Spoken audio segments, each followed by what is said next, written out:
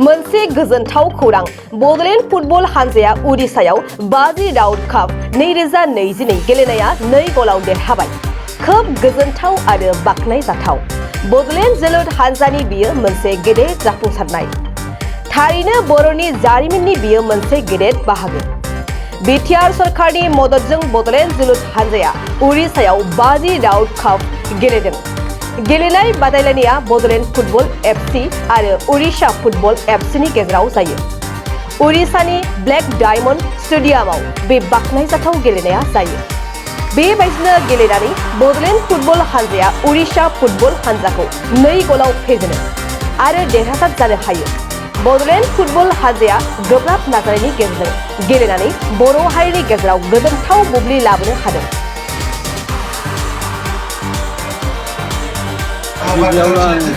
BAJI ROUT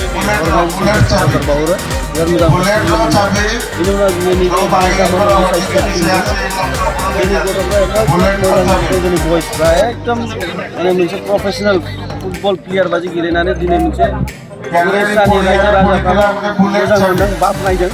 even जोंनि AIF नि president बाख्नायनायजों लोगोसे गावनो फैनानै गावनि आखाइजों हिर' अफ द मेच ट्रफि हरदों जोंनि प्लेयारनो।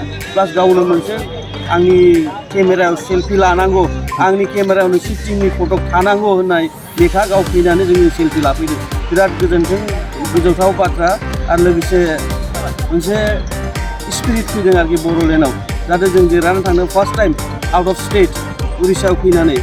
माने वार्डस गैया आंनाव, बाहायनो सोदोब गैया मा होननानै बे माबाखौ आंनि एक्सप्रेसन फिलिंसखौ एक्सप्रेस खालायनो आंनाव सोदोब गैया। थेंक इउ स' माच बिटिआर गभर्नमेन्ट गिभिं अपरचुनिटि मोनसे फुटबल टीम क्रिएट खालायनो थाखाय, मोनसे फुटबलनि हाब बानायनो थाखाय थेंक इउ स' माच फ्रम द इन्टायार टीम।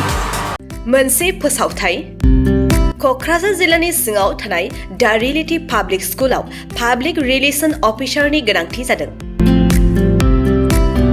गोसो गुदुं बिजाथिफोरा थाबैनो जगाजग खालामनो हागोन।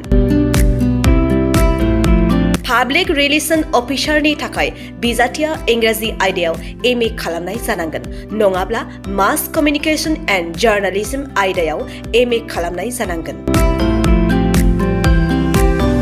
बिनि थाखाय जेबो एक्सपिरियेन्सनि गोनांथि गैया। डिग्री गोनां बिजाथिफोरा बयबो एप्लाइ खालामनो हागोन।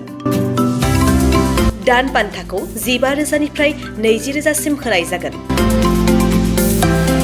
गोसो गुदुं बिजाथिफोरा रियेलिटी पाब्लिक स्कुल @gmail.com आव मेसेज हरनो हागोन, नङाब्ला 9435293000 जानबुं अनजिमायाव जगाजग खालामहरनो हागोन।